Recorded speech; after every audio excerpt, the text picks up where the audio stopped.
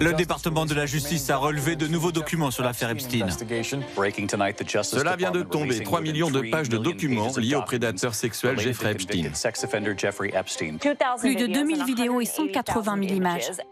Dans le séisme Jeffrey Epstein, c'est la dernière réplique qui submerge l'Amérique et Donald Trump. Le nom du président des États-Unis apparaît plus de 3000 fois dans les documents révélés. Il est même lourdement accusé de viol et d'agression sexuelle. Les médias américains se font le relais des déclarations dans les moindres détails. Ici, le témoignage d'une jeune fille. Elle avait environ 13-14 ans lorsque cela s'est produit et elle aurait mordu le président Trump pendant qu'elle lui pratiquait une fellation. Elle a déclaré avoir également été abusée par Epstein. Trump organisait des fêtes à Mar-a-Lago appelées les filles du calendrier, où Epstein amenait des enfants que Trump vendait ensuite aux enchères. Cette personne a déclaré que Trump mesurait la vulve et le vagin des filles en les pénétrant avec son doigt et en les notant selon leur degré de fermeté. Le FBI prend ses distances avec les révélations en indiquant que tous les éléments du dossier Epstein doivent être rendus publics, qu'ils soient vérifiés ou non. Donald Trump n'a pas encore réagi à ces accusations. Sur les plateaux de télé, les journalistes tentent de démêler le vrai du faux. Il semble qu'au moins quelques-uns des documents dont nous parlons ici aient été retirés depuis leur mise en ligne plus tôt par le ministère de la Justice. Nous ne savons pas pourquoi. Jeffrey Epstein et le président des États-Unis étaient amis. Ils étaient proches pendant une période, puis ils se sont brouillés. Le président l'a décrit à plusieurs reprises au fil des années. Il a également déclaré à maintes reprises qu'il n'avait rien à voir avec ces faits et qu'il n'avait rien su des activités illégales de Jeffrey Epstein impliquant des filles mineures. L'administration Trump sous le feu des critiques. Accusée de ralentir la divulgation des documents pourtant votés par le Congrès et de caviarder allègrement certaines pièces du dossier. L'ex-avocat de Donald Trump et numéro 2 de la justice s'en défend. Nous avons respecté la loi, nous n'avons pas protégé le président Trump, ni protégé qui que ce soit. Je crois qu'il y a une faim. Une soif d'information que, selon moi, la consultation de ces documents ne satisfera pas et je n'y peux rien. L'étau se resserre autour de Donald Trump et de son entourage. Melania Trump, l'épouse du président qui tentait de maintenir une distance avec cette affaire, voit un de ses anciens mails ressurgir. Datant de 2002, il est adressé à Ghislaine Maxwell, la femme et complice de Jeffrey Epstein. L'échange semble attester une amitié entre les deux femmes. Appelle-moi quand tu seras de retour à New York. Passe un bon moment. Tendrement, Melania. Dans cette vague de documents, le nom de plusieurs personnalités comme le milliardaire Elon Musk. En septembre dernier, il tweetait en lettres capitales. Epstein a essayé de me convaincre d'aller sur son île et j'ai refusé. Mais ce mail de novembre 2012 semble le contredire. Quel jour, nuit, aura lieu la fête la plus débridée sur ton île? Elon Musk s'en justifie aujourd'hui. J'ai eu très peu de correspondance avec Epstein, mais j'étais parfaitement conscient que certains échanges de courriels avec lui pouvaient être mal interprétés et utilisés par mes détracteurs pour salir ma réputation. Cela m'est égal. Le nom de Bill Gates a quant à lui été retrouvé dans un brouillon d'email de Jeffrey Epstein. Le financier new-yorkais assure que le fondateur de Microsoft entretenait des relations extra-conjugales. Et il écrit l'avoir aidé à trouver des médicaments pour soigner une MST contractée auprès de filles russes. La fondation Bill Gates a démenti ces accusations.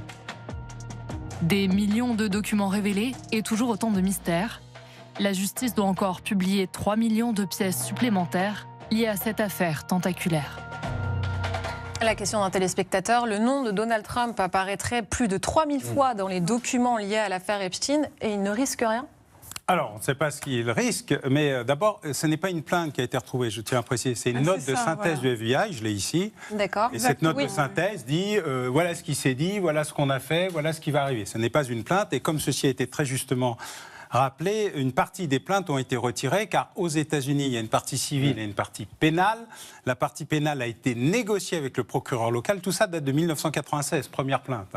Il y a donc plus de 30 ans, près de 30 ans, pardon, et donc ce processus est très long. Et puis il y a les parties civiles où là, des dédommagements permettent de retirer les plaintes. Dans un cas, c'est l'État qui décide de ne pas poursuivre. Dans l'autre cas, c'est la victime qui décide, pour des raisons qui la regardent, ou parce qu'elle a été dédommagée, de ne pas le faire. Donc ça, ce sont juste des notes de synthèse qui ne reposent que sur l'agent du FBI ou l'agent fédéral ou l'agent local en charge d'eux nous dit voilà comment j'ai traité l'affaire.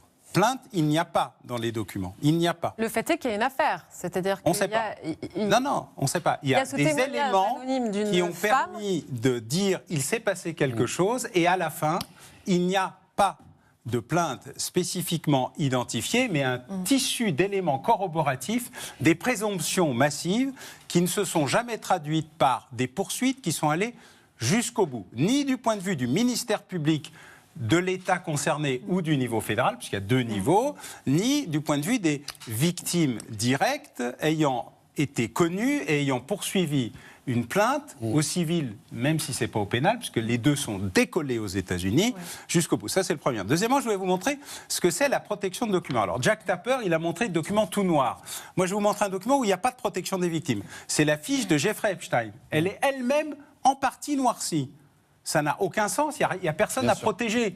Jeffrey Epstein est mort, sa situation est connue, et pourtant, il y a des éléments noirs. Et si vous regardez sur le document que Jack Tapper de CNN publie, il y a des dizaines, voire des centaines de pages intégralement. Qu'est-ce que vous voulez dire noircies. en montrant cette fiche? Qu'on noircit n'importe quoi et n'importe qui, et qu'il faut l'outil algorithmique du New York Times, il faut saluer le travail extraordinaire qu'ils ont fait en quelques heures, pour commencer à ressortir ce qui n'a pas été totalement noirci, ce qui permet d'aller quelque part, ce qui permet d'avancer. Et donc le noirciment, qui est de la seule responsabilité du département de la justice, se fait au nom des victimes. Et ce que je veux vous montrer, c'est que là, on protège l'auteur. Ce qui n'est pas du tout prévu par les textes. Et c'est gentil, là, elle n'est pas toute noire, la page. Et vous en tirez quelle conclusion? Qu'il y a une volonté à la fois de noyer le poisson et en même temps d'éliminer, de donner des noms en pâture pour détourner l'attention, parce qu'il y en a beaucoup partout, en France, en Angleterre, aux États-Unis et ailleurs. Et puis que du coup, on est dans une telle situation d'enchitification, c'est-à-dire qu'on arrose tout le monde, que du coup, il y a une chance que ça soit noyé par autre chose. Mais faire diversion, dans quel but, dans ce cas-là? Quel est le but du ministère de la Justice? Protéger la cible essentielle, qui est Todd Blanche, c'est l'avocat, d'abord et essentiellement l'avocat personnel du président Trump, et par ailleurs, le numéro 2 du DOJ. Quand je dis « et par ailleurs », parce que ça ne s'est pas substitué, et on le sent bien dans le mode de présentation qu'il fait. Ce que vous dites, c'est qu'on ne saura jamais la vérité, en gros. Non, je suis d'accord avec Anthony.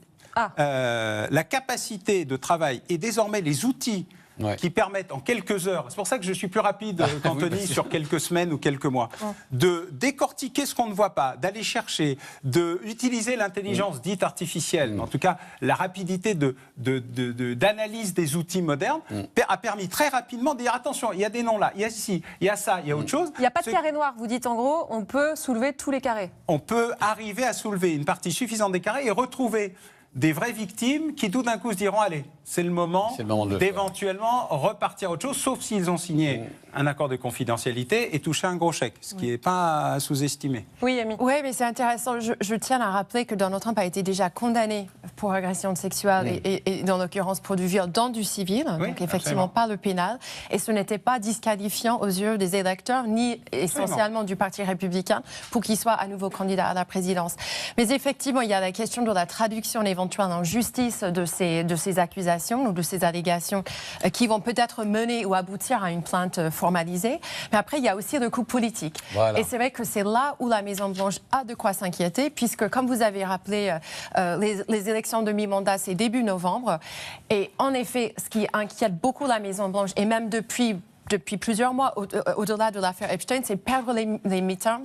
Pourquoi? Parce que là, si jamais la Chambre de représentants passe sous contrôle démocrate, c'est quoi? C'est les présidences des commissions, c'est le pouvoir d'enquête, de convoquer des auditions très médiatisées.